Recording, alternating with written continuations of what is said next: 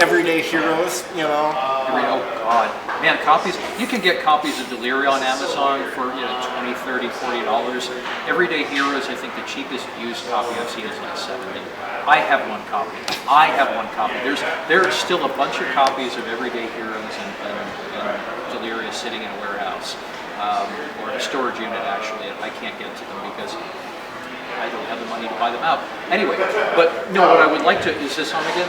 Cool. The thing that I would like to put out to the world in general on this is the reason we got the level of quality of artwork that we have in here. Stephanie Pourmont-Law, Elizabeth Jordan-Leggett, who's the art director and cover artist for Women Destroy Fantasy. A number of other people in here, Nene Thomas. Reason we were able to get the level of art we had in here is because it was not work for hire. What I did with the Deliria, what I still do with Power Chords, Music, Magic, Urban Fantasy, which thank all the gods that be has finally gone to layout. But what we do with Quiet Thunder Productions and what we were doing with Laughing Can Productions is we would hire the artists, tell them what we wanted to have. The artists own the rights to their art. They have the right to do everything except sell it to other gaming companies. We buy the right to publish it in perpetuity in connection with the games, but the artists own the rights. And because it is not work for hire, we are able to get really, really good people for affordable prices and stay on good terms with them instead of having the Bradstreet effect where, the artist gets pissed off and walks off and badmouths you for a decade. So, but this is, I just mentioned it in passing, I'll mention it again. Power Chords, Music, Magic, and Urban Fantasy is my newest project after Mage 20. It's liable to be out before, actually will be out before Mage 20. And that was one of my dream projects because I love music, and I love magic, and I love urban fantasy.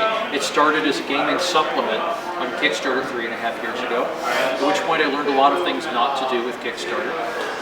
It was originally supposed to be 50,000 words long. I stopped writing at about 200,000 and said I can't give away 50 some odd hardcover full copies of a 200,000 word rule book. I need to cut this down and turn it into a line, so I have. We've had a number of stumbles along the way, and I'm publishing it out of pocket at this point. The Kickstarter money doesn't cover the print costs, but that has this level of quality of art too. And this is our most recent. This is a Deliria supplement that was published by Quiet Thunder Productions. This is Goblin Market's glitter trade. And one of the things that we have kept up as a running tradition is the books must be beautiful. The books must be beautiful. They must be hard. And they must be high quality. And they must be well written. And the and the rules, I swear, are better than they are in Deliria. I learned my lesson. And then, do you want to talk about Wild Side a little bit? Yeah, this is, thank you. This is Wild Side. This is a collection, I have a trilogy of compilations of my short stories. One is out, one is almost out. one is going into layout soon, the other one I have to finish revising a story. Writing one story and revising another story for it. The trilogy is Wild Sight, A Tritone, and Rootless. And like I said, I'm a short story writer. I started writing and publishing short stories several years before I got into game writing. And I've continued publishing short stories, but they're all in this anthology or that magazine or this website or whatever.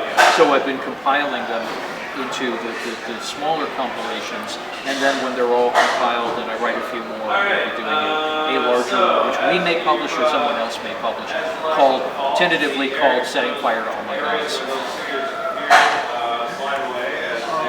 But this can be had on Amazon. Yes.